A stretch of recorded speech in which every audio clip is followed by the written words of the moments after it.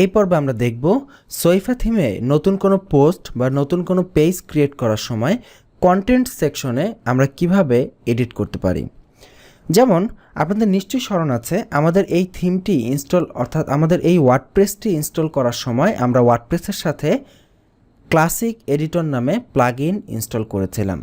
তো classic editor প্লাগইনটি install করা হয়েছিল যাতে করে আমরা কন্টেন্ট এডিট করার সময় ক্লাসিক এডিটর ব্যবহার করতে পারি। এখানে কিন্তু দেখুন গুটেনবার্গ এডিটর কিন্তু ব্যবহার করা হয়নি। তো ক্লাসিক এডিটরটি আমরা ব্যবহার করেছি কারণ এই সহিফা থিমের সাথে ক্লাসিক এডিটর দিয়ে এডিট করা অনেক বেশি ফ্লেক্সিবল, এবং আপনারাও যখন সহিফা থিম ব্যবহার করবেন আপনাদেরকে রেকমেন্ড করছি যে ক্লাসিক এডিটর ব্যবহার করবেন। গুটেনবার্গ দিয়ে ঝামেলা হতেও পারে, so that's why it's better আমরা ক্লাসিক এডিটর ব্যবহার করব।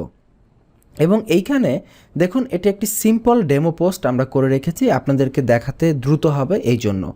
এখানে খুবই একটা সিম্পল ডেমো পোস্ট, কিছু লেখা আছে, কিছু ছবি আছে। এটার আউটপুট হচ্ছে এইরকম, লেখা আছে, ছবি আছে। তো এবার এটা চলুন আমরা এডিট করতে যাই, দেখি আসলে সহিফা থিম এখানে আমরা কী ধরনের ফিচার এখানে অ্যাড করতে পারি।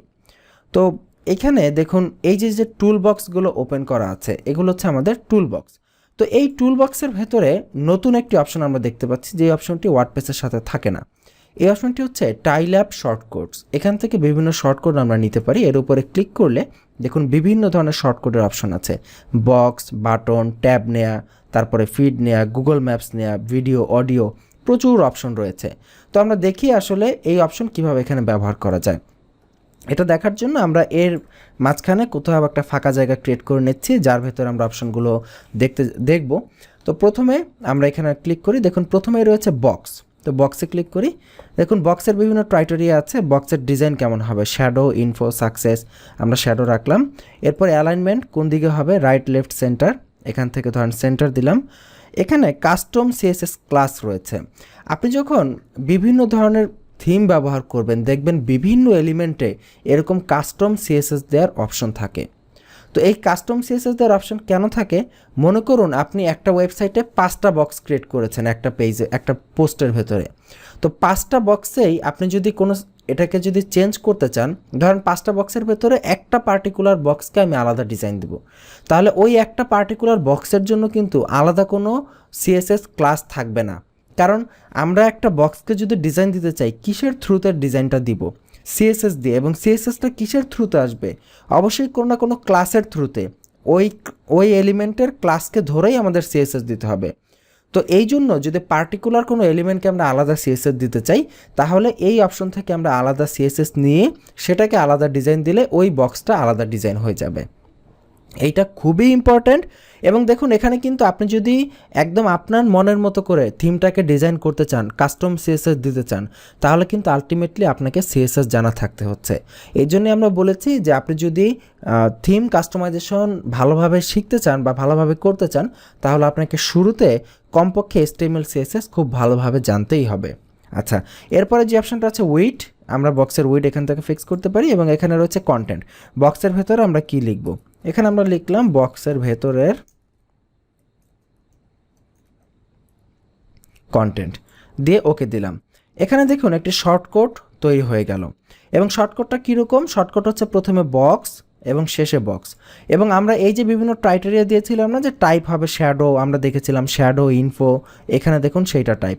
এরপরে দেখুন অ্যালাইন, আমরা যে সেন্টার করেছিলাম সেন্টার অ্যালাইন। এরপরে দেখুন ক্লাস, আমরা কোনো ক্লাস দেইনি তাই কোনো ক্লাস আসেনি। এরপরে দেখুন উইড, আমরা কোনো উইড দেইনি তাই কোনো উইড আসেনি। এবার আমরা এটাকে সেভ করে আউটপুটটা একবার দেখি, রিফ্রেশ করে। এই যে আমাদের বক্স চলে এসেছে। এবার আমরা বক্সের ডিজাইন চেঞ্জ করতে চাইলে, ধরুন আমরা এখানে দেখেছিলাম না শ্যাডো আছে, ইনফো আছে, আরও জানি কী কী ছিল। আমি আপাতত এখানে ইনফো দেই, ইনফো দিয়ে আপডেট করি, অর্থাৎ টাইপটাকে চেঞ্জ করে দিলাম এখান থেকে। এইভাবে আপনি শর্টকাট এডিট করতে পারবেন। এই যে দেখুন টাইপটা চেঞ্জ হয়ে গেছে, ইনফো স্টাইলটাই চেঞ্জ হয়ে গেছে। এবার মনে করুন আমি এইরকম আরেকটা শর্টকাট ক্রিয়েট করব। আমি এখানে এন্টার দিয়ে নিচে নামলাম, এখান থেকে আরেকটা বক্স নিচ্ছি। বক্সের ডিজাইন ধরুন এরর দিলাম, যে কোনো একটা ডিজাইন দিতে পারি, সেন্টার দিলাম। এখানে একটা কাস্টম সিএসএস দিলাম, মনে করুন কাস্টম সিএসএস বক্স, এই নাম দিলাম। এর ভেতরে কন্টেন্ট দিতে পারি বক্সের কন্টেন্ট 02 দিয়ে আমরা বক্সটাকে ক্রিয়েট করি। এবার দেখুন এই বক্সের জন্য আলাদা একটা সিএসএস ক্লাস রয়েছে কাস্টম সিএসএস বক্স নামে। আচ্ছা, এবার আমরা আপডেটে দিই, আপডেটে দিয়ে পেজটাকে রিফ্রেশ করি। দ্বিতীয় বক্স তৈরি হয়ে গেল। এখন আমি চাচ্ছি দুইটা বক্সের ভেতরে শেষের বক্সটাকে আলাদা স্টাইল দিতে। তো কিভাবে দিতে পারি, এখানে ইন্সপেক্টে যাই। ইন্সপেক্টে গেলে দেখবেন দ্বিতীয় যে বক্সটা রয়েছে সেই বক্সটার জন্য আলাদা একটি ক্লাস এখানে এসেছে কাস্টম সিএসএস বক্স নামে, কিন্তু ওপরের বক্সটার ডিভের ভেতরে এক্সট্রা কোনো ক্লাস আসেনি। তো তার মানে এবার আমরা কাস্টম সিএসএস বক্সকে যদি আলাদা কোনো ডিজাইন দেই তাহলে দ্বিতীয় বক্সটি সেই ডিজাইনটি পাবে। তো আমি এখান থেকে একটি ডিজাইন ক্রিয়েট করি, মনে করুন বর্ডার 2 পিক্সেল সলিড রেড, ওকে। আর কাস্টম সিএসএস দেওয়ার সময় আপনাকে অনেক সময় ইম্পর্ট্যান্ট ব্যবহার করতে হতে পারে, কারণ অনেক সময় দেখা যায় যে সিএসএস ওভাররাইট হয়ে থাকে, দ্যাটস ওয়াই আমরা এখানে ইম্পর্ট্যান্ট ব্যবহার করব। তো আমাদের এখন কাজ কি, আমাদের কাজ হচ্ছে এই যে সিএসএসটা আমরা নিয়েছি এই সিএসএসের নামে কাস্টম সিএসএস দেয়া। কাস্টম সিএসএস কোথা থেকে দিতে হয় বলুন তো? আশা করি অনেকের মনে আছে এই যে সোইফার যে থিম সেটিং অপশন রয়েছে সেই থিম সেটিং অপশনের ভেতরে কিন্তু আমরা দেখেছি স্টাইলিং অপশন আছে, এই স্টাইলিংয়ের ভেতর কাস্টম সিএসএস দেওয়ার জায়গা আছে। তো আমরা এখান থেকে স্টাইলিংয়ে চলে যাচ্ছি, নিচের দিকে যাচ্ছি, এই যে এখানে গ্লোবাল সিএসএস, এখানে আমরা কাস্টম সিএসএস দিব। কাস্টম সিএসএস কাকে দিব? ডট দিয়ে, এটা যেহেতু এটা ডিভের ভেতর এসেছে এবং এটা একটা ক্লাস, সো এর ভেতরে আমরা আমাদের এই যে সিএসএসটা লিখেছি এই সিএসএসটাকে কপি করে এখানে দিয়ে দিচ্ছি, দিয়ে এবার সেভ চেঞ্জ করছি, সেভ হয়েছে। এবার এটাকে আমরা রিফ্রেশ করি, এই যে দেখুন আমরা যে ডিজাইনটা দিয়েছি সেই ডিজাইনটা এখানে পেয়ে গেছে। এবং এটাকে আপনি ইন্সপেক্ট এলিমেন্ট করেন, দেখবেন এটার জন্য একটা সিএসএস এখানে চলে এসেছে। আমরা এটাকে ধরি, এই যে দেখুন এই পাশে কাস্টম সিএসএস বক্সের জন্য একটি সিএসএস এখানে পেয়ে গেছে। তো এটা কিন্তু খুবই ইম্পর্ট্যান্ট, বিভিন্ন জায়গায় আপনাদের এটা কাজে লাগবে, তো এই জন্য আমি এটা একদম বিস্তারিতভাবে দেখালাম। তো এটার পরে বক্সের পরে দেখুন আরও আছে বাটন। তো দেখি বাটন কিভাবে কাজ করে। বাটনের কালার রেড, অরেঞ্জ, ব্লু, আমরা অরেঞ্জ নেই। বাটনের সাইজ কী হবে, স্মল, মিডিয়াম, বিগ সাইজের বাটন নিলাম। লিঙ্ক, এখানে লিঙ্ক দিলাম itbari.com, টেক্সটকে দিলাম ক্লিক মি। আইকন, এখানে দেখুন আইকন ব্যবহার করার জন্য বলেছে যে যদি আমরা এই বাটনে কোনো আইকন ব্যবহার করতে চাই তাহলে ফন্ট অসামের কোনো নেম আমাদেরকে দিতে হবে।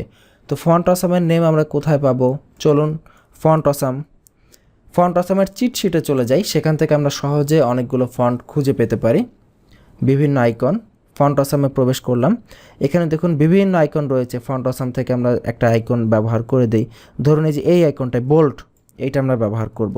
তো বোল্ড আইকন, আমরা এখানে এডিট পোস্টে চলে যাচ্ছি, কিভাবে ব্যবহার করতে হয়, FA হাইফেন তারপরে বোল্ড দিলাম।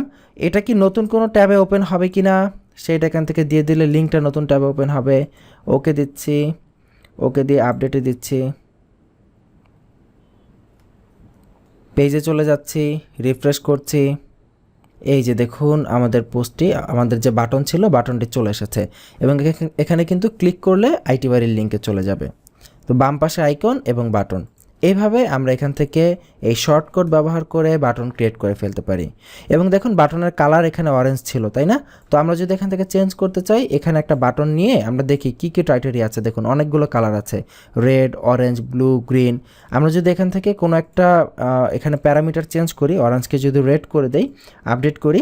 আবার এখানে কিন্তু মনে রাখবেন, এখানে কিন্তু আমরা যে অরেঞ্জকে রেড লিখেছি, এটা কেন লিখেছি? এইটা লিখেছি কারণ ওদের শর্ট কোডের ভেতরে রেড আছে এই জন্য, অর্থাৎ ওদের এই যে শর্ট কোড এখানে রেড আছে এই জন্য। আমরা আমাদের ইচ্ছা মতো কোনো কালার লিখলেই কিন্তু হবে না, ওদের শর্ট কোডে যে ক্রাইটেরিয়া আছে সেগুলো এখানে লিখতে হবে। তো দিয়ে এবার আমরা এটাকে রিফ্রেশ করে দেখি, এটা দেখবেন লাল হয়ে যাবে, লাল রঙের বাটন হয়ে গেল। তো এইভাবে আমরা বিভিন্ন শর্টকাট এখান থেকে নিতে পারি, প্রচুর শর্টকাট আছে। ট্যাবস, আমরা এখান থেকে ট্যাব ক্রিয়েট করতে পারি। তো ট্যাব কিভাবে ক্রিয়েট করবেন, হরিজন্টাল না ভার্টিক্যাল, কীরকম ট্যাব ক্রিয়েট করবেন, ধরেন হরিজন্টাল ট্যাব, ওকে দিলাম। এই যে দেখুন ট্যাবের জন্য শর্টকাট চলে এসেছে।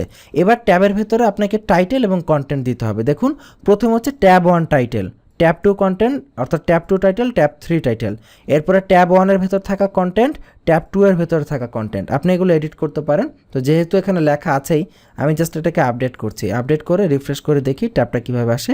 এই যে দেখুন ট্যাব 1, ট্যাব 2, ট্যাব 3।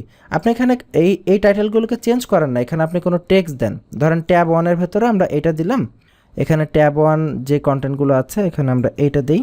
ট্যাব 2-এর ভেতরে আমরা দিই এইটা, একই কন্টেন্ট দিলাম 3টা ট্যাবেই আমাদের ইচ্ছা মতো। আমরা জাস্ট হালকা পাতলা কিছু এখানে এডিট করি 1 2 3 ফাইন, এডিট করে আপডেট দেই, আপডেট দিয়ে রিফ্রেশ করি, দেখবেন ট্যাবের ভেতরে সেই কন্টেন্ট চলে এসেছে।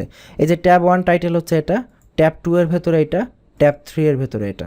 এইভাবে আপনাদের ইচ্ছা মতো এখানে ট্যাব ব্যবহার করতে পারেন। কত সহজ তাই না শর্টকাট ব্যবহার করা। এরপরে যাই, দেখেন টগল বক্স আছে। টগল বক্স মানে ওপেন হবে ক্লোজ হবে। টগল বক্সের টাইটেল যদি আমরা দেই টগল বক্স টাইটেল, প্রথমে এটা কি অবস্থায় থাকবে, ওপেন অবস্থায় থাকবে না ক্লোজ অবস্থায় থাকবে, আমরা এটাকে ক্লোজ দিলাম, কন্টেন্ট দিলাম টগল বক্স কন্টেন্ট। এখানে আমরা আরও অনেক কিছু লিখতে পারতাম, আমরা ছোট করে লিখে দিলাম, আপনারা বাসায় প্র্যাকটিস করে নেবেন আপনাদের সুবিধা মতো। রিফ্রেশ করি, এই যে টগল বক্স এটা বন্ধ আকারে আছে, আপনি ক্লিক করেন বের হচ্ছে ভেতর থেকে, আবার ক্লিক করেন চলে যাবে। আপনি যদি এটার যে স্টেট রয়েছে অর্থাৎ এটা বন্ধ থাকবে না ক্লোজ থাকবে, এখানে দেখুন আপনারা খুঁজলেই পাবেন। এখানে আচ্ছা টগল বক্সে যাই, এই যে এখানে স্টেট দিয়েছে ক্লোজ, আপনি স্টেটকে যদি ওপেন দিতেন তাহলে এটা বাই ডিফল্ট ওপেন থাকতো, ক্লিক করলে এটা বন্ধ হয়ে যেত। রিফ্রেশ করি, দেখুন ওপেন আছে, আমি ক্লিক করি বন্ধ হয়ে যাচ্ছে, আবার ক্লিক করি ভেতর থেকে বের হচ্ছে। তো এই ধরনের টগল কিন্তু অনেক সময় কাজে লাগে, বিশেষ করে কোশ্চেন অ্যান্সার পেজগুলোতে, যে ক্লিক করলে ওপেন হয়, ক্লিক করলে মানে ভেতর দিকে চলে যায়। তো এইভাবে আপনি একসাথে অনেকগুলো টগল একসাথে নিতে পারেন, নিচে নিচে একটা একটা করে কপি করে। এরপরে আরও অনেক অপশন আছে, অথর বায়ো দেওয়ার অপশন আছে, Google map, video, audio, light box, tool টিপ।